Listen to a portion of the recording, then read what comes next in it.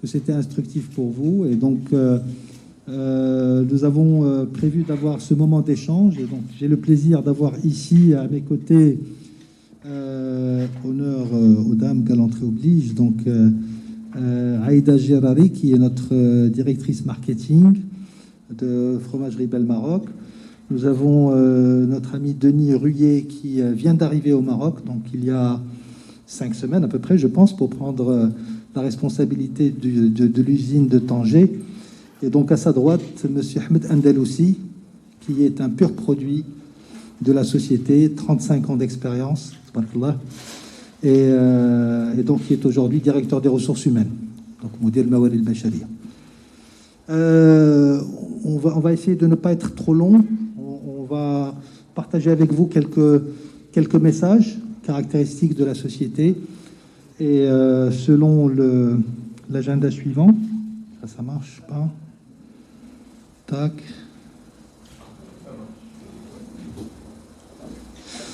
Voilà. Non? Ça marche pas?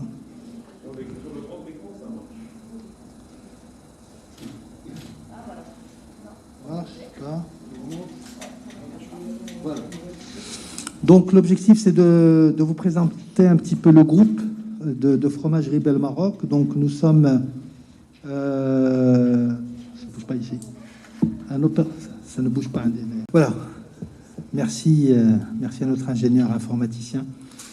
Donc, l'ordre du jour, c'est un petit peu de vous parler de Fromagerie Belle en tant qu'acteur et opérateur agroalimentaire historique au Maroc. Vous montrer un petit peu les aspects sur lesquels nous sommes très, très engagés de manière responsable au Maroc.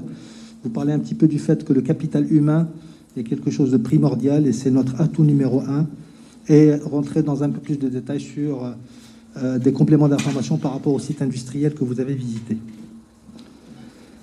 Alors, quand on dit nous sommes un opérateur agroalimentaire historique au Maroc, tout simplement, les premières transactions, la première date à laquelle le fromage La Vache qui rit est arrivé au Maroc, c'est en 1972. Et donc, l'année prochaine sera l'occasion de célébrer les 50 ans de la marque La Vache qui rit, de 50 ans de présence au Maroc. Et en 1977, le groupe a décidé d'investir au Maroc et de monter sa première unité de production et de fabrication du fromage en dehors de la France et en dehors de l'Europe. Et la première implantation en Afrique s'est faite ici à Tanger en 1977. Je ne vais pas parcourir toutes les dates, mais en tout cas les phases marquantes. En 1981, donc il y a 40 ans, le fromage qui rit avec sa recette particulière a pu être produit ici au Maroc. Ensuite, une date qui est très importante, c'est en 1995, le démarrage des activités d'exportation au départ du Maroc vers plusieurs marchés, en particulier des marchés du Moyen-Orient et de l'Afrique subsaharienne. Et puis, une date importante, 2004, la société a changé de nom. Peut-être que beaucoup d'entre vous se rappellent du nom de Sialim, de la société. Donc on a adopté la dénomination du groupe, donc Fromagerie Belle Maroc. Et puis au-delà de toutes les certifications que nous avons obtenues, on y reviendra tout à l'heure. En 2014, nous avons inauguré le lancement de la station d'épuration, qui est un événement marquant de notre histoire sur le site industriel de Tanger. Et en 2019, beaucoup d'entre vous étaient présents lorsque nous avons lancé un programme qui nous est cher au Maroc, qui est le programme Inaya, donc je reviendrai là-dessus. C'est un programme qui nous permet d'offrir une assurance santé à 27 000 détaillants au Maroc. Quelques chiffres, donc ici, le groupe Belle au Maroc, c'est 1100 collaborateurs, dont à peu près 800 ici sur le site industriel de Tanger. C'est quasiment la quasi-totalité sont des employés marocains, 99,5%. Un quart pratiquement de la production du site industriel de Tanger est orienté à l'exportation. Le reste, c'est pour le marché local. Le groupe Fromagerie Belle est leader sur le marché du fromage au Maroc et nous avons une part de marché d'à peu près 50% localement. Le site industriel a été l'objet de plusieurs investissements soutenus pendant toutes ces dernières années qu'il s'agisse d'investissements de capacité, de productivité, de protection de l'environnement, de qualité. Et donc, on a à peu près investi 1 milliard de dirhams sur les 20 dernières années. Et nous avons une organisation commerciale qui nous permet d'acheminer nos produits à travers les circuits des grossistes, où on commercialise nos produits auprès de 800 grossistes et 27 000 points de vente de détail. Nous avons des atouts historiques au Maroc qui passent tout d'abord par le fait que nous ayons des marques emblématiques, iconiques, avec lesquelles nous avons tous grandi et qui se sont passées de génération en génération, la marque La Vache qui rit, les marques qui rient. Nous avons quelque chose qui est un atout fondamental et nous sommes dans l'industrie agroalimentaire et nous avons une obsession pour la qualité. C'est quelque chose qui est véritablement un de nos points forts et on est extrêmement rigoureux sur cet aspect-là. Quelque chose qui nous caractérise également, c'est un ancrage marketing local à travers des campagnes de communication qui ont été très proches des Marocains en utilisant soit des effigies ou des gens, donc les campagnes Hicham El Guerrouj en 2003-2004, la campagne L'Adama qui a marqué les esprits, etc. Donc nous avons des marques qui sont adoptées et qui sont en proximité émotionnelle avec les Marocains. Une stratégie commerciale qui nous permet de diffuser le produit. Il n'y a pas quasiment un seul point de vente dans lequel vous pourrez rentrer sans trouver nos produits, qui sont accessibles à tous. Et puis l'innovation a été notre leitmotiv pour pouvoir apporter toujours de nouveaux produits et des développements qui permettent d'être appréciés par le consommateur marocain. Nous sommes une entreprise responsable et engagée. Ça tient tout simplement de notre mission. Cette charte est très importante parce que c'est elle qui résume globalement le pourquoi nous sommes là. Le groupe Bell est là et nous sommes ici au Maroc pour offrir une alimentation plus saine, accessible et responsable pour tous, partout et à tout moment. C'est ça la mission qui nous importe. Et je pourrais développer, par exemple, quand on dit l'accessibilité, il y a une caractéristique du marché marocain. Nous avons développé la consommation à la portion. 70% de la consommation de fromage au Maroc se fait par acte d'achat à la portion individuelle. Des portions qui coûtent 1 dirham, 1 dirham 10, 1 dirham 20. Et c'est pour permettre des produits nutritionnels accessibles et abordables au plus grand nombre. Bien entendu, nos marques sont là pour offrir le meilleur de la qualité, de la nutrition et du goût, en apportant le plaisir et le sourire à tous les consommateurs. Mais on n'est peut-être pas là pour parler des marques. Ça, c'est un point important, c'est que nous sommes toujours en avance de phase pour détecter ce qui est intéressant d'un point de vue nutritionnel pour les consommateurs marocains, soit les adultes, soit les enfants. On sait que le fromage est fortement consommé par la cible des enfants. Et donc, la dernière initiative en date a été le fruit d'une collaboration avec le ministère de la Santé, sur la base de recherches qui ont été faites par l'OMS, pour développer une formule renforcée nutritionnellement qui contient 4 ingrédients comme l'iode, le fer, le zinc et la vitamine D pour le meilleur bénéfice des enfants et la réponse aux carences constatées sur le marché marocain. Dans un contexte de Covid que vous connaissez et qui se poursuit, nous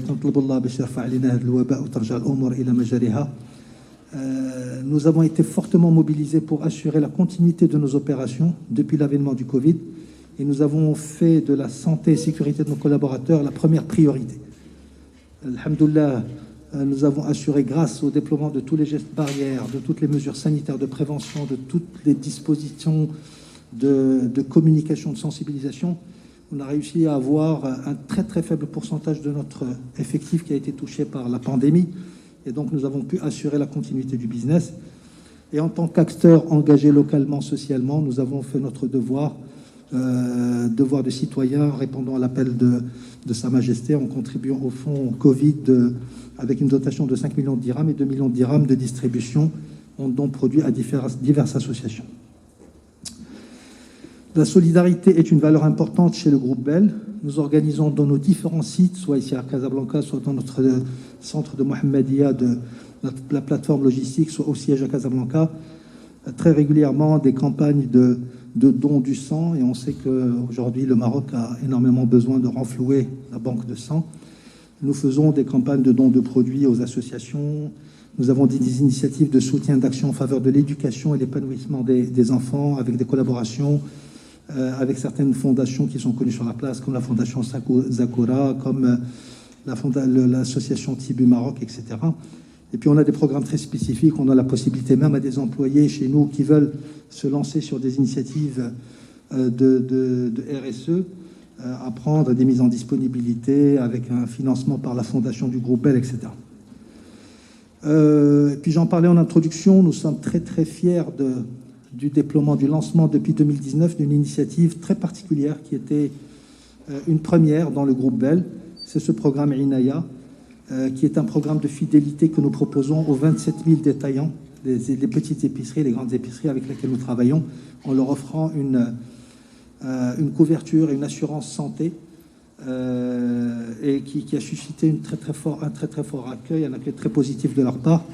Et voilà, nous continuons à développer ce partenariat avec le groupe Saham Assurance au profit de ces détaillants. Et donc nous avons complété l'assurance aujourd'hui en intégrant tout ce qui est remboursement des soins dentaires, tout ce qui est optique pour cette population. Donc on est vraiment très fiers. Et aujourd'hui, ce programme a été pris pour exemple dans le groupe et il est en train d'être déployé dans d'autres pays. Et je citerai comme exemple l'Égypte. Voilà, donc ici vous avez quelques exemples de ce que nous faisons concrètement sur la partie environnementale pour réduire notre empreinte environnementale. Et donc à travers des programmes très spécifiques, nous avons réussi à réduire la consommation d'eau dans le site industriel de 56% en 10 ans. C'est énorme. C'est vraiment très, très significatif. Et également, une grande orientation sur la réduction de la consommation d'électricité. On voit une réduction de 17% entre 2011 et 2020. Nous avons construit une station d'épuration, j'en ai parlé tout à l'heure, qui permet de traiter 100% des effluents de l'usine. Et puis, on est dans un processus qui nous permet aujourd'hui de valoriser 100% des déchets industriels. Et nous avons un projet de mise en place d'une chaudière biomasse qui devrait être opérationnelle pour 2022. Inch'Allah.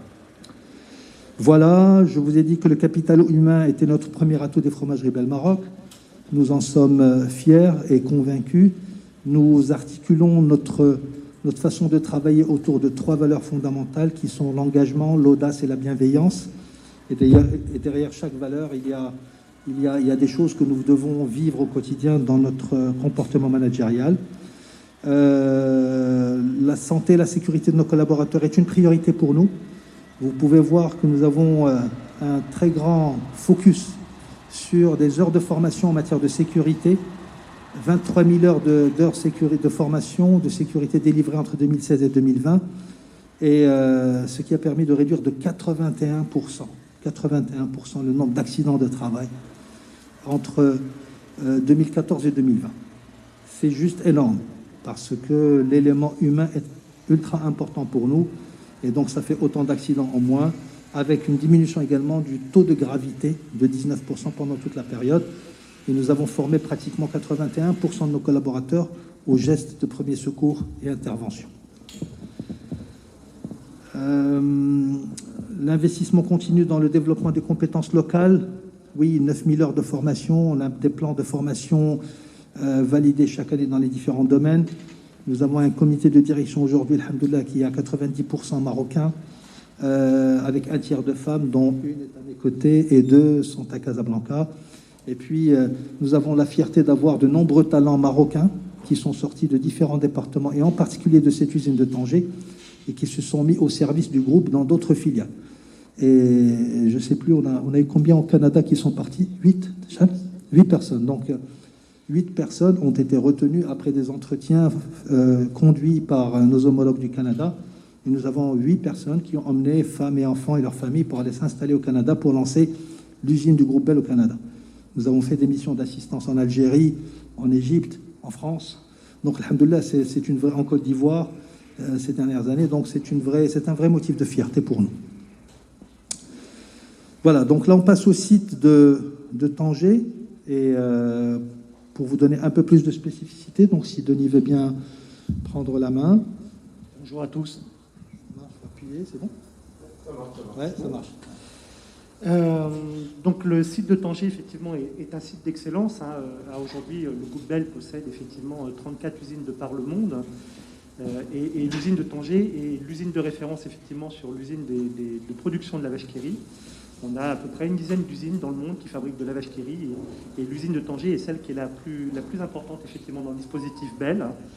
Et elle est notamment pilote sur quelque chose qui est important, effectivement, dans le cadre de la performance de Bell, qui est la gestion autonome.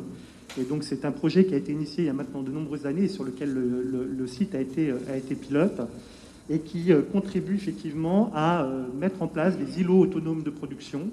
Ceux que vous avez pu voir lors de la visite, vous avez vu peut-être remarquer qu'il y avait des couleurs différenciées dans les ateliers, notamment les ateliers de coulée. Et ces couleurs fait que les personnes de production gèrent de façon autonome leur zone de production en termes de production, de qualité, de sécurité, de performance. Voilà, donc c'est à la fois effectivement de maintenance. Donc elles ont l'ensemble des compétences et des outils à leur disposition. Et on est convaincu chez Bell que la performance et la qualité, elle se fait au plus près du terrain et elle se fait avec nos salariés. Donc ça permet à la fois de développer l'autonomie, les responsabilités. Et donc c'est un programme qui a été développé maintenant en premier dans le groupe Bell et qui maintenant est diffusé dans l'ensemble des sites du groupe.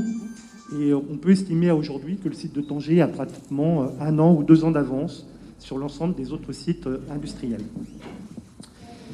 Vous avez ici l'ensemble des certifications sur lesquelles le groupe effectivement est présent. Donc les certifications qualité, les certifications sécurité, environnementale, sociale également aussi. Donc tout ça, c'est des certifications qui sont renouvelées tous les ans par des organismes tiers, donc indépendants, qui viennent nous auditer plusieurs jours sur notre propre système. Et à côté, nous-mêmes, on a des audits que l'on fait en interne et qui nous permettent de valider que notre système il vit bien et qu'il est conforme à ce que l'on souhaite et ce que l'on attend. On en a parlé tout à l'heure, la sécurité alimentaire et la qualité, c'est un des ADN effectivement de Bell, de nos produits. Donc l'ensemble de nos matières premières sont contrôlées à réception. Vous voyez le nombre de contrôles que l'on peut faire effectivement tout au long de l'année, que ce soit des contrôles bactériologiques, des contrôles physico-chimiques, organoleptiques. Et tout au cours de la chaîne de production que vous avez pu voir en atelier, les produits vont être testés, donc de la réception des matières premières jusqu'à la mise en œuvre en fabrication, en conditionnement, et à la fin avec le laboratoire que vous avez pu visiter également aussi, avec des contrôles qui sont parmi les plus drastiques de ceux que l'on trouve effectivement dans le monde agroalimentaire aujourd'hui. Et donc, et tout ça avec un seul objet, c'est la satisfaction de nos clients. Donc avec un système aussi de capitalisation et de remontée des réclamations de nos clients. Et vous voyez qu'on a un ratio de réclamation qui est toujours trop élevé, mais qui est vraiment effectivement est plutôt bon, puisqu'on est à 0,3 réclamations par million de boîtes vendues. Donc c'est une des performances, et je crois que c'est une des usines qui a la meilleure performance en termes de réclamation client. Très bien, donc nous arrivons un petit peu à la fin de ce que nous voulions vous présenter en synthèse sur les différentes thématiques. Nous avons un petit moment d'échange, si vous le voulez bien, donc pour répondre aux questions que vous pourriez avoir. Donc on est là à votre disposition. Marhaban, à vous l'honneur.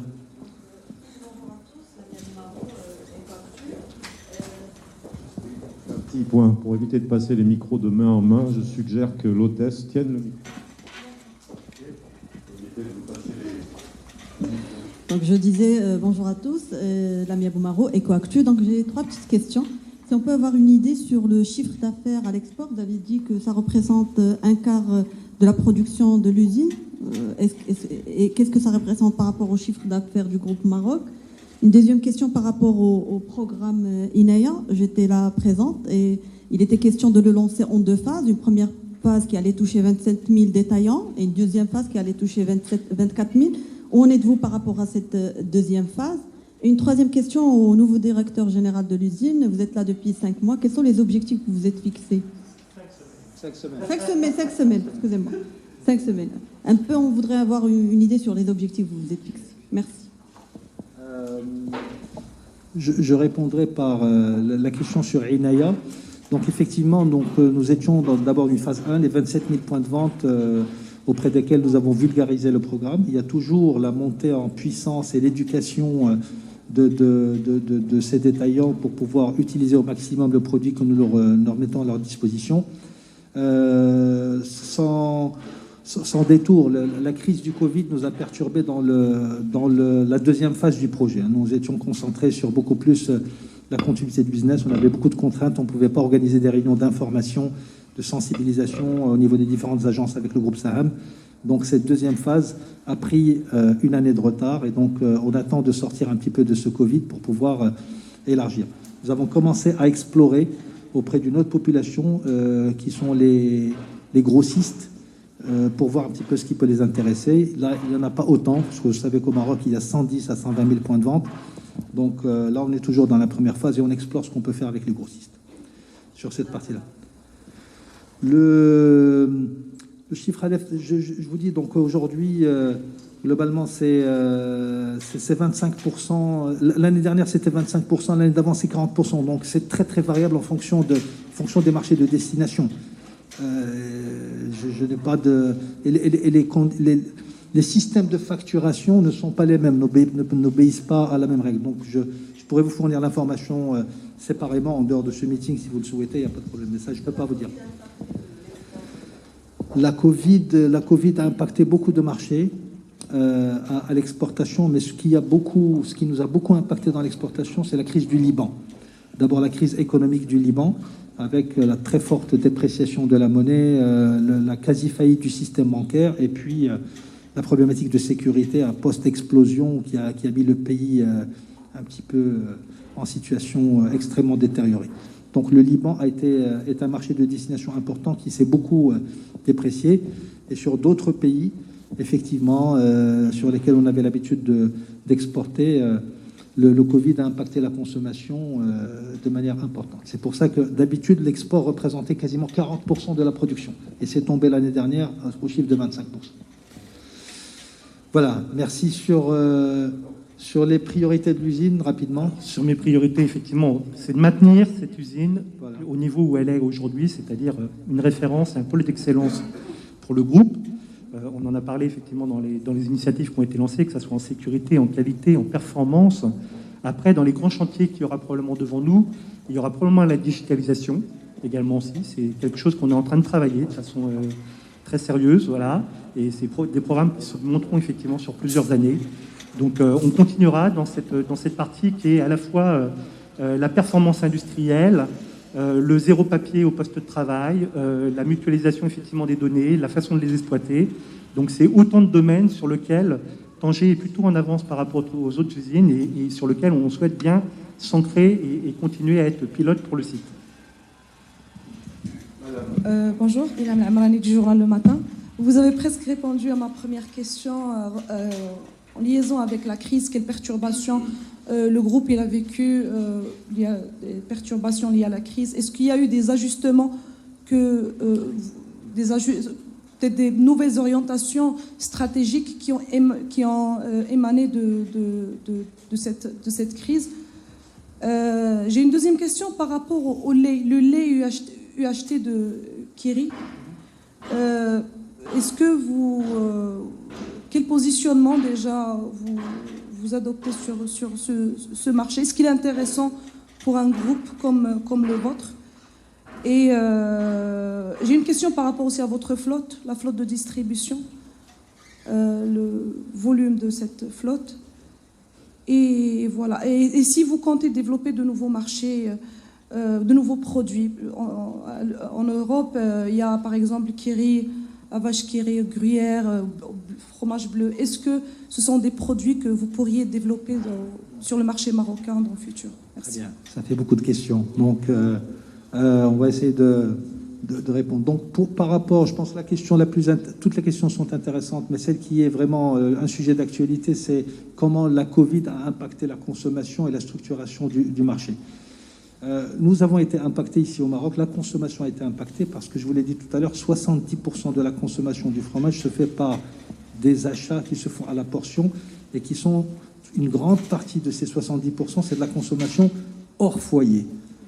dans les mahlabat, dans les petites épiceries, في الفطور, dans les في القهاوي, في العشية, في الgoûter, etc., etc., dans les sandwichs. Et donc, avec le confinement, toute cette consommation, tout ce pan de consommation, il a complètement chuté. Et donc, votre question est très, très intéressante dans le sens où vous dites, est-ce qu'il y a eu des réorientations stratégiques? Oui.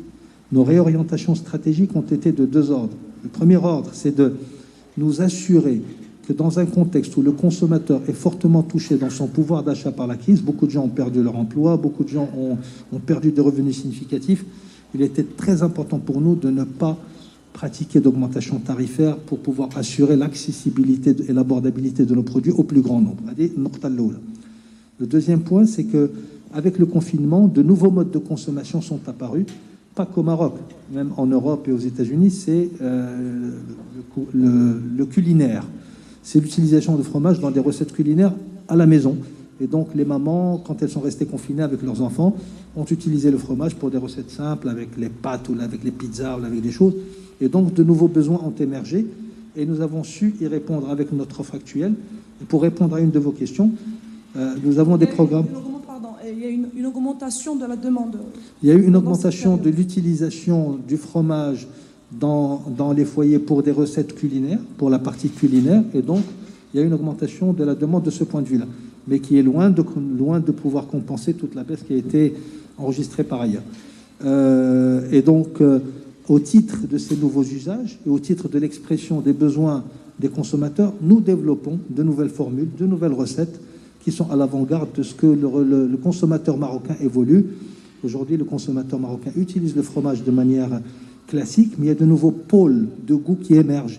Il y a des choses qu'on voit fleurir sur le marché, sauce algérienne, des choses, tacos, il y a de nouveaux besoins, de nouveaux modes de consommation, et donc les besoins nutritionnels pour répondre à des carences particulières dans des marchés donnés, etc. Donc tout ceci sont des éléments qui nous inspirent pour le développement des produits à venir. Voilà, merci à vous. Par rapport à la flotte, votre flotte de distribution. La flotte de distribution, nous avons à peu près une centaine de camions qui nous permettent donc de livrer les produits dans les points de vente de détail que nous couvrons directement. Merci à vous. Ici d'abord, ensuite il y a un devant. Oui, merci. En fait, j'ai deux petites questions. Petite.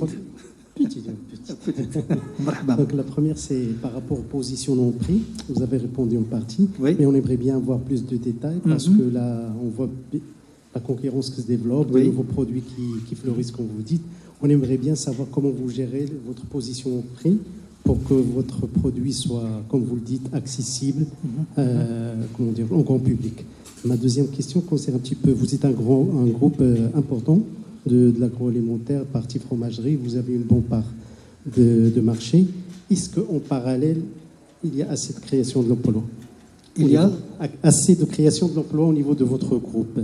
Voilà, merci. D'accord. Donc sur la première partie, je n'ai pas de meilleure réponse que réitérer ce qui est le cœur de notre mission. Notre mission, c'est d'offrir des produits qui nous permettent de garantir aux consommateurs une alimentation saine, responsable, accessible au plus grand nombre et partout. Une fois qu'on a dit accessible au plus grand nombre, le sujet et le souci de l'accessibilité et de l'abordabilité de nos produits est permanent pour nous.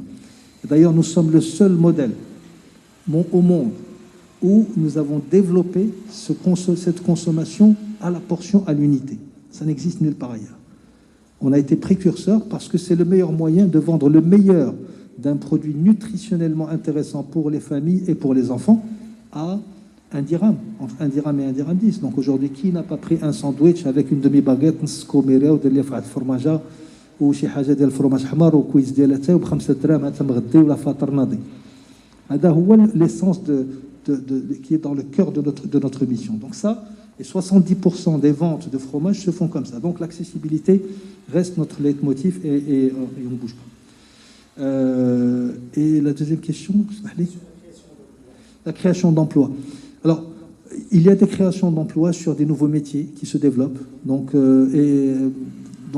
nous ajustons nos effectifs en fonction de la demande. Par exemple, l'année dernière était une année où il y a la contraction des volumes à l'export, donc ceci nous a impacté une partie de certains effectifs, pas beaucoup, alhamdoulilah, mais par ailleurs, nous avons de nouveaux métiers qui émergent, que ce soit dans le domaine des systèmes d'information, que ce soit dans le domaine du digital, ici ou là, et donc nous recrutons sur ces postes-là. Oui. On avait Ali devant, mademoiselle, madame devant, là, et après Ali. Non, mais c'est le micro dans la main de... Ok. Bonjour, Loubna Chihab, journaliste à La Vie Éco.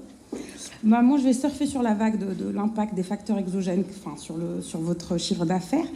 Et comment vous avez vécu le boycott des produits français déclenché l'année dernière? Est-ce qu'il y a eu un impact réel sur le niveau de vos ventes, comme centrale Danone?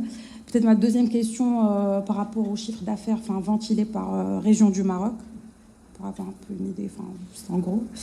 Et peut-être une dernière question par rapport au... alors la vache qui rit aujourd'hui, peut-être c'est un peu votre vache à lait, sans jeu de mots. Mais du coup, est-ce qu'il y a d'autres produits relais de croissance, relais de croissance sur lesquels vous travaillez aujourd'hui voilà, ce sera tout. C'est tout? C'est tout, 3 questions. Donc 3 sujets de thèse. Chaque question est un sujet de thèse. Voilà. Donc vous avez 4 heures. Si vous voulez pas déjeuner... Voilà, on reste ensemble, marhaba, je pense que, voilà, donc, vous êtes c'est La Vie Éco, c'est ça? On voit les experts sont là, donc les facteurs exogènes, on a tout notre temps, donc si vous voulez, on peut répondre, etc. Donc, non, par contre, il y a des questions qui sont importantes. J'ai en partie répondu quand vous avez dit, est-ce qu'il y a de nouveaux relais de croissance, de nouveaux choses, etc. Cette crise du Covid nous a aujourd'hui fait shifter les usages et habitudes de consommation du fromage avec l'émergence du pôle culinaire. Donc, c'est quelque chose qui nous interpelle. Et donc, on est en train de voir comment nos recettes peuvent s'adapter, comment les produits, on offre sous la marque La Vache qui rit des blocs qui sont destinés aux recettes culinaires qui sont fortement utilisées pendant le Ramadan. Donc, nous adaptons nos recettes et nos produits en fonction des attentes et des comportements des consommateurs. Ça, c'était une de vos questions. Sur le split régional des ventes, honnêtement, ce que je peux vous dire, c'est que ce qui ressort de l'indicateur de Nielsen qui est l'institut qui nous donne des éléments de structuration de la consommation au Maroc, 50% de la consommation se fait sur l'axe Casaraba, donc la région atlantique, qu'on appelle Atlantique. 50% du marché se trouve là-dedans. 50% se répartit sur le reste du territoire. Pour vous donner une autre information, directionnellement, 80% de la consommation de fromage se fait dans le circuit traditionnel et 20% dans les circuits de distribution moderne, les hypermarchés, supermarchés. Voilà, donc on reste encore dans un mode de consommation qui passe par la proximité du point de vente, hanout b'hanout, fromage à fromage, derrière le comptoir, etc. C'est bon? إلا شي حاجة ما جاوبتش عليها مرحبا نحن مستعدين فيما بعد باش نعطيو. شكرا, merci beaucoup. Oui, bonjour. Marhaban. Bonjour Ali Algioul, l'économiste. Moi, ma question, c'est concernant les intrants. On a vu qu'il y a une multitude d'intrants qui sont importés de l'étranger. Et est-ce qu'il y a des intrants issus du marché de l'économie agricole marocaine et quelle a été l'évolution de leur part au fil des années? Alors, au niveau de la filière agricole marocaine, nous utilisons de manière épisodique du lait en provenance des éleveurs marocains, et notamment sur la période de haute lactation. Vous savez peut-être que le Maroc est un pays dont la caractéristique sur l'approvisionnement laitier est très particulière, parce qu'on a 6 mois de haute lactation et 6 mois de basse lactation. La haute lactation, c'est la période hivernale, d'hiver, où il pleut, et là où les vaches ont un rendement, une production de lait qui est très importante. Et donc à ce moment-là, il y a une abondance de lait par rapport à la consommation, parce qu'il se trouve que pendant cette période d'hiver, la consommation des produits laitiers elle-même baisse. Et donc il y a un excédent. Dans cette période d'excédent, nous collectons du lait, et nous avons nous fabriquons du fromage à base de lait frais collecté au Maroc. Quand on rentre dans la période de basse lactation, là, le lait n'est plus suffisant pour répondre aux besoins de la consommation des produits laitiers eux-mêmes, le lait, le mustaqat, Et donc là, on est dans l'obligation d'utiliser du lait importé sous forme de poudre, plus les autres intrants des produits fromagers que vous avez vus, les mentales, le cheddar, le gouda, etc., les caséines, mais notre mission et ce que je cherche à faire prévaloir, c'est tout ce qu'on peut trouver ici localement pour promouvoir l'économie nationale. Et le tissu national, on le prend localement, soit d'emballage, matières premières, services. اي حاجه اللي يمكن ناخذها من السوق المحلي لانعاش الاقتصاد الوطني هذه هي الاولويه. ما كنلتجئوا للخارج الا لا ما كاينش لا بوسيبيليتي هنا في المغرب. ميرسي. Bonjour.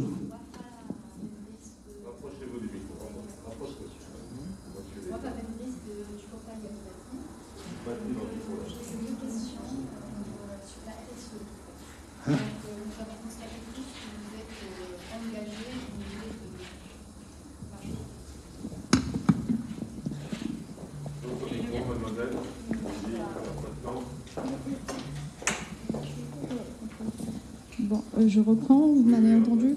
Je reprends. Alors, Wafa de Yabiladi, ma question porte sur la responsabilité sociétale et sociale de l'entreprise. Donc, nous avons constaté tous votre engagement, fort engagement au niveau environnemental, social et sociétal. Donc, ma première question, c'est sur le produit lui-même. Est-ce qu'on n'aura pas la vache qui rit bio à base du lait bio, voilà, à base des ingrédients bio? Et est-ce que vous pensez à intégrer ISO 26000 dans votre stratégie d'entreprise? Merci. Alors, ISO 26000, donc c'est pour les experts. C'est pour la RSE, la ISO, Schneider. Oui, non, je plaisante. En tout cas, bon. Alors, aujourd'hui, le groupe, on le trouve sur le site internet, a une politique RSE effectivement affirmée. Hein, vous pouvez effectivement la consulter. D'ailleurs, comme vous pouvez consulter sur le site internet de Bell l'ensemble du rapport qui est émis tous les ans sur les activités Bell, vous allez voir, vous y retrouverez l'ensemble des éléments que vous avez. Hein, et notamment dans cette partie-là, on fait à chaque fois le bilan de nos actions RSE de l'année effectivement passée et on se projette sur l'année en cours. Alors, se projeter à un an, c'est pas suffisant quand vous faites de la RSE, puisque c'est des engagements qui sont des engagements à long terme. Et donc, vous verrez effectivement sur ce rapport RSE, et on pourra rééchanger éventuellement si ça vous intéresse dessus, on a pris des engagements à hauteur de 2025, 2035 et même 2050 pour les émissions effectivement de carbone. Voilà, et on n'a pas effectivement pris la décision aujourd'hui d'aller vers la certification ISO 26000, mais on a pris la décision d'avoir un engagement qui est porté par la personne qui est la plus importante chez nous, c'est notre PDG, donc Antoine Fievé, qui vraiment impulse cette dynamique-là au sein du groupe et qui fait qu'à aujourd'hui, on a une direction RSE qui est intégrée et rattachée directement à notre PDG et qui est déclinée dans tous les métiers. C'est-à-dire que vous allez avoir des correspondants RSE pour les emballages, pour les matières premières, pour la production. Et on décline cette politique au plus près du terrain. Donc, avec les équipes de Tanger également aussi, on a une politique RSE avec des objectifs que l'on se fixe à 3 ans et à 5 ans et sur lequel on déroule cette politique-là. Alors, la vache qui rit bio existe. Elle existe en France, effectivement, et dans certains pays européens, voilà. Il faut effectivement, je peux vous le dire, parce que j'étais un des directeurs qui l'a mis en place, effectivement, en France. C'est un très bon produit, mais il faut avoir une filière bio, effectivement, de collecte de lait bio également aussi. Il faut avoir un volume de production qui soit suffisant pour assurer cette filière-là, puisque c'est une filière qui est très exigeante. Hein. On parle notamment de lait bio, mais on parle de poudre de lait bio, de crème bio. Donc il faut avoir effectivement des filières qui soient adaptées et suffisamment fortes pour porter ce produit-là. Donc peut-être, Inch'Allah, on verra effectivement une vache qui rit bio à terme au Maroc, mais pour le moment, c'est pas forcément... Je rajouterais juste un point, c'est que ça nécessite aussi une distribution en froid dirigé. Et donc, ce qui n'est pas le cas aujourd'hui. Une des caractéristiques de nos produits, c'est qu'ils peuvent vivre en milieu ambiant pour pouvoir être accessibles dans toutes les régions, dans tous les points de vente et répondre aux critères des normes de qualité. Merci pour vos questions. Alors, une autre question. Ouais. que moi j'ai faim, c'est pas vous, mais on peut continuer à discuter à table. Oui, c'est une dernière question. Oui, Modeste Kwame. Dernière question. Modeste Kwame des Échos. J'ai eu à poser une question concernant le lait en poudre. Vous êtes revenu sur ce sujet-là. Ma question concerne justement la cause de la flambée du prix du lait en poudre aujourd'hui.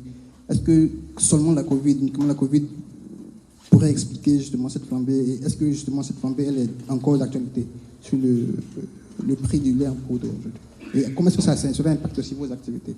Oui, donc, alors directionnellement, pour faire très simple, vous savez que bon, le prix d'une denrée au niveau mondial est le résultat de la confrontation de l'offre et d'une demande projetée dans le temps. Et aujourd'hui, c'est la Chine. La Chine, avec, je veux dire, aujourd'hui des catégories de produits laitiers qui sont en très fort développement en Chine, font qu'il y a un appel de consommation de cette denrée d'une manière plus importante, créant une tension sur les stocks. Ça, c'est le premier point. Le deuxième point aussi, et qui est complémentaire, c'est que la Chine fait partie des tout premiers pays qui sont en train de sortir de la crise Covid, pendant que les autres continents sont toujours en pleine situation de Covid. Et donc, ils ont retrouvé une vie normale de consommation de catégories de produits qui sont en essor plus important. Donc, ça met sous tension la poudre de lait. C'est bon, donc, en tout cas, merci pour votre intérêt, merci d'avoir fait le développement. Marhaba bikoum, sharafna bil hudur dialkoum معنا. Oui.